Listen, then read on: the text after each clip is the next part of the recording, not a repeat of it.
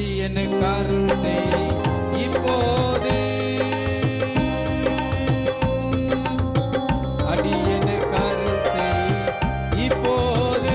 உனது அடிமைக்கு உம்மை அன்றி கதியேது. அடியனுக்கு அருள் செய் இப்போது. உனது அடிமைக்கு